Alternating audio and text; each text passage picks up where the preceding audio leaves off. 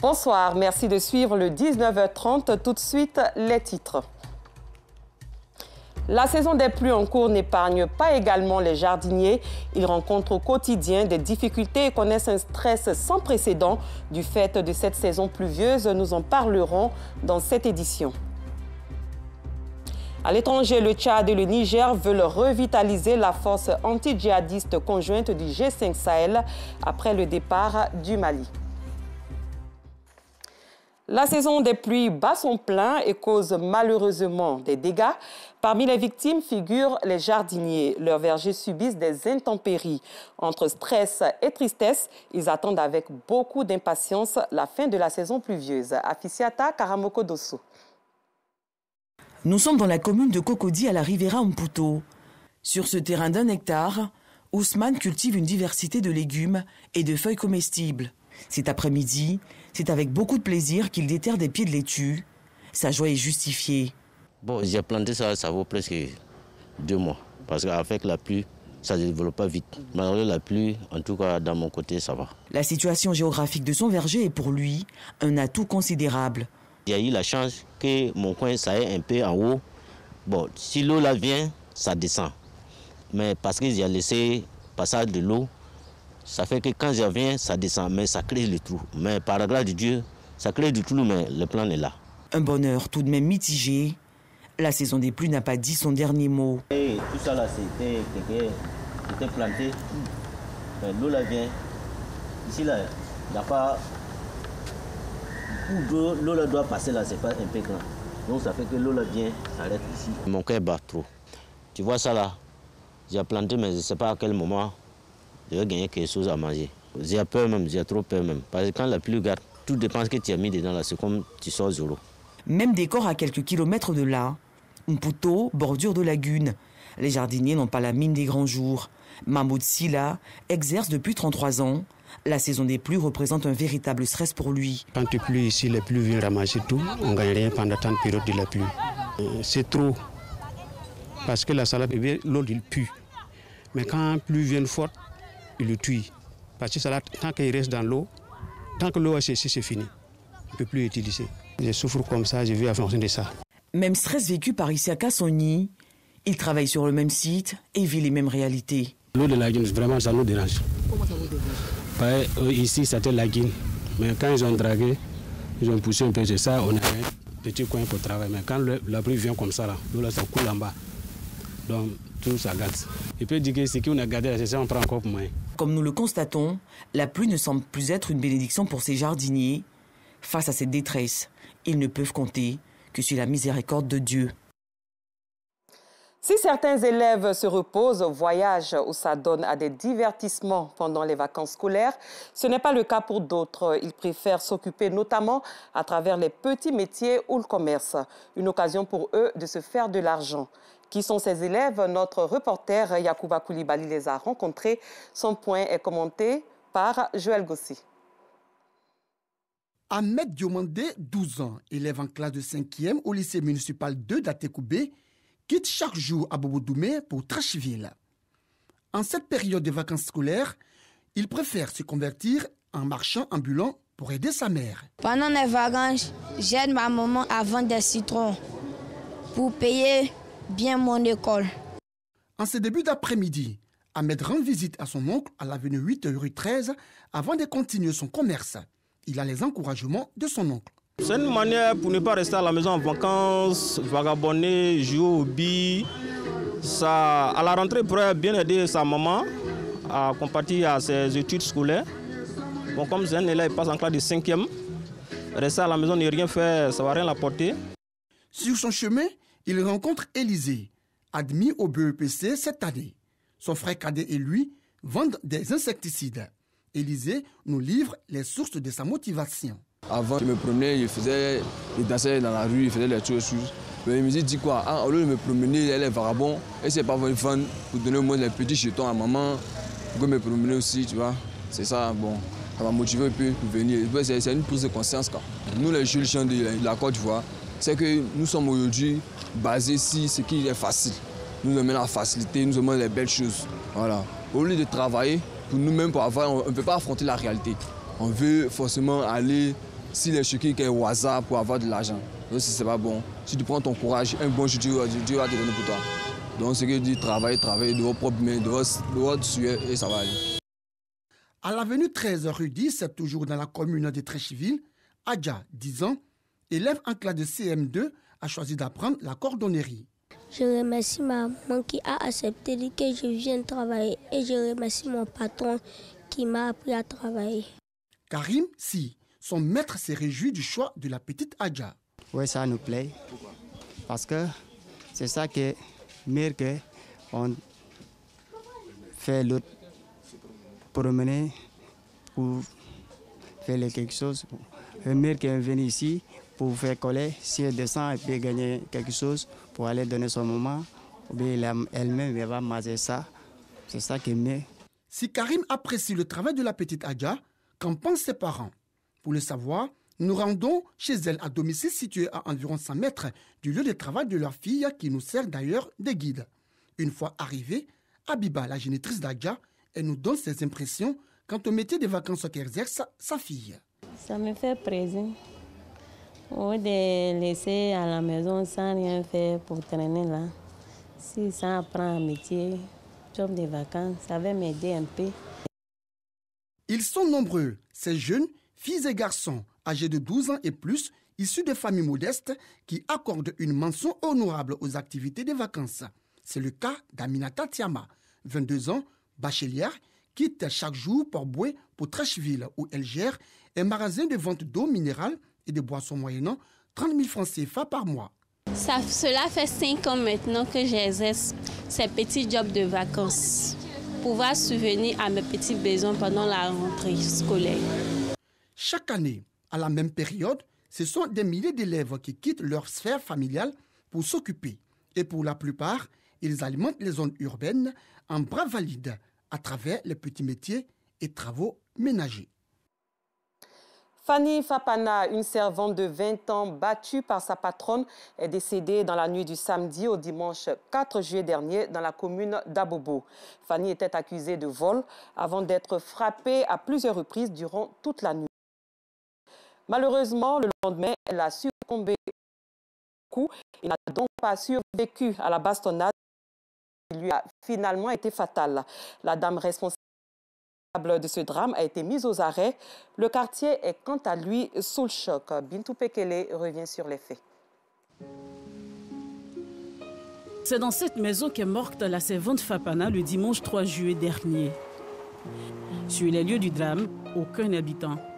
La raison, la patronne des Fapana et 2 autres personnes ont été mises aux arrêts par la police. Les autres habitants de la maison, quant à eux, sont partis sans laisser de traces. Les faits, Fapana Fanny, la servante, accusée de vol, a été ligotée et battue par sa patronne et ses proches jusqu'à ce qu'elle rende l'âme. Affaire criminelle, les langues sont liées, le choc vif. Certains se souviennent de l'histoire qui a coûté la vie à la servante. C'est une dame qui l'a fait venir la petite, elle est quittée à Bois-Flic. Donc, elle est venue travailler. La petite, c'est quelqu'un, elle travaille même. Si elle travaille là, elle fait même.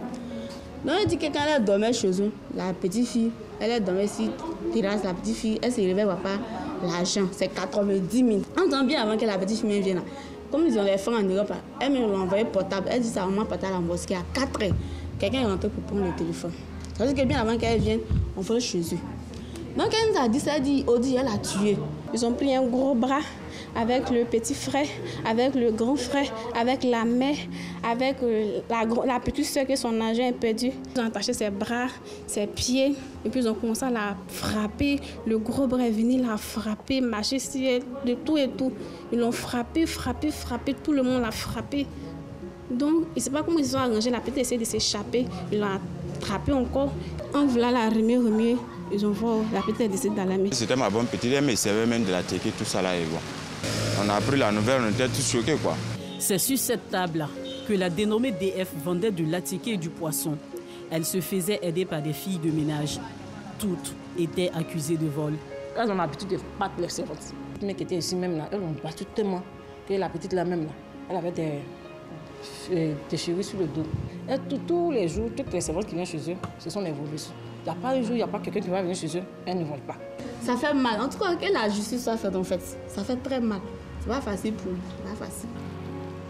Le corps de la servante est à la morgue d'Anyama, selon les informations recueillies sur place. Âgée de 20 ans, Fapana Fanny était à son 3e mois de service avec un salaire de 20 000 francs CFA, nous confient des témoins. Le commissariat du 13e arrondissement est en charge du dossier. Une procédure judiciaire est en cours pour situer les responsabilités et rendre justice. Triste fin pour Fanny Fapana. Autre chose à présent, pour contribuer à l'autonomisation des femmes dans le département de Mans, Sylvain Youan a offert la somme de 2 millions de francs CFA aux membres de l'association Adebakloui. Un geste de générosité pour permettre à ces femmes de financer leurs activités commerciales et agricoles en vue de se prendre en charge. C'était à l'occasion de la journée d'hommage aux femmes de cette association dénommée Adebakloui, organisée récemment à la préfecture de Mans. C'est ce que nous fait savoir Anissette Konon. Elles sont plus de 1000 femmes des associations et groupements de femmes de la ville de Mans à être célébrées à l'occasion de la journée d'hommage aux femmes battantes d'Adebakloui. Dans une ambiance festive et conviviale, la présidente de l'association Adebakloui, initiatrice de la cérémonie, a traduit ses encouragements à ces braves femmes qui se battent jour et nuit pour apporter des ressources nécessaires au bien-être de leurs différentes familles. Adebakloui qui veut dire « Je compte sur toi, tu comptes sur moi ». Actuellement, nous comptons faire un marché dedans pour notre maman, prendre les vivriers ici envoyer à Abidjan. Vraiment, c'est très important. Beaucoup de choses vont changer parce que les femmes auront des fonds pour faire le commerce. C'est ce qu'on avait besoin. Parrain de la cérémonie, Douan Youan Sylvain, cadre et fils de la région du Tongpi. En appui aux femmes de l'association Adebakloui, il a offert la somme de 2 millions de francs CFA pour le financement des projets générateurs de revenus pouvant assurer leur autonomisation. La gente féminine est très importante dans le processus de développement d'un pays. C'est une couche qu'il faut véritablement aider si on a les moyens. C'est pourquoi on est très souvent présent à leur côté. Il a fait grâce. Ce qu'il nous a donné, en tout cas, nous sommes très très contentes. On va prendre ça pour faire beaucoup de choses. On va prendre ça pour faire des commerces. Ceux qui ne travaillent pas, on va les aider aussi à travailler.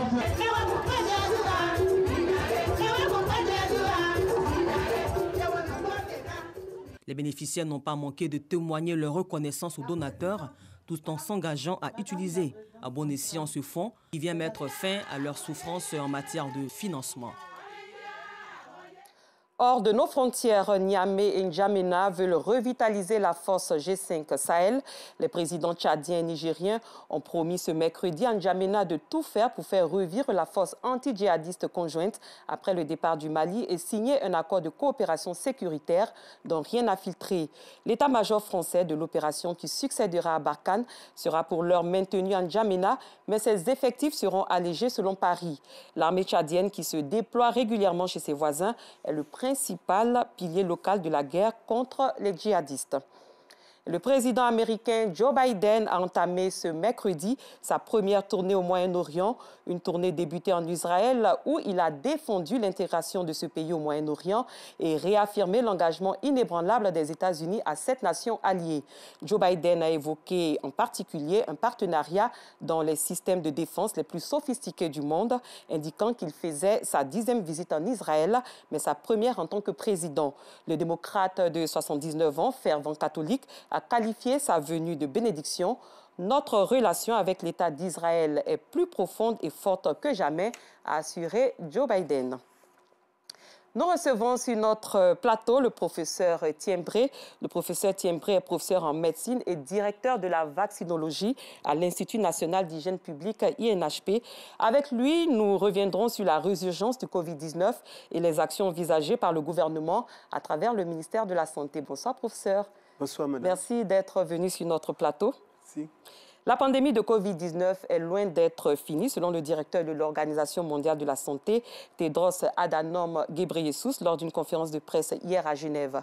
Quelle est la réalité ici en Côte d'Ivoire? Merci. Je voudrais d'abord vous remercier pour cette occasion que vous nous donnez de pouvoir parler de la Covid-19. Et comme vous le dites très bien, je pense que l'OMS a lancé l'alerte. Et au niveau de la Côte d'Ivoire également, nous avons suivi le communiqué du Conseil national de sécurité qui a également lancé l'alerte parce que nous observons actuellement une recrudescence des cas de Covid-19, c'est-à-dire que le virus circule de façon plus intense et donc il va falloir prendre les dispositions pour contrôler vraiment cette recrudescence de la maladie. Avant de venir aux dispositions, est-ce qu'il y a des chiffres, des indications? Oui, il y a des indications parce que vous suivez le communiqué que le ministère produit chaque jour de façon quotidienne et nous voyons aujourd'hui que le nombre de cas augmente. Il y a quelques mois, quelques semaines, on avait autour d'une dizaine de cas, mais aujourd'hui, comme vous avez constaté, on a autour de 80 cas hier, il y a eu 80 cas qui ont été annoncés. Donc vous voyez qu'il y a une augmentation du nombre de cas. Ça veut dire que le virus circule de plus en plus. Et face à cette situation, le ministère de la Santé s'apprête à lancer une nouvelle campagne de vaccination et même de sensibilisation. Dites-nous, professeur, que renferme ce programme? Oui, ce programme vise à renforcer encore l'immunité des populations. Donc il y a d'abord la campagne de vaccination qui va être lancée pour augmenter le nombre de personnes vaccinées, parce que notre cap, c'est atteindre 70% de couverture vaccinale, c'est-à-dire sur à peu près les 20 millions de personnes qui sont éligibles à la vaccination en Côte d'Ivoire, on ambitionne d'atteindre au moins 70% pour qu'il y ait ce qu'on appelle une immunité de groupe. Et lorsqu'on va atteindre cette immunité de groupe, en ce moment, la maladie va être sous contrôle.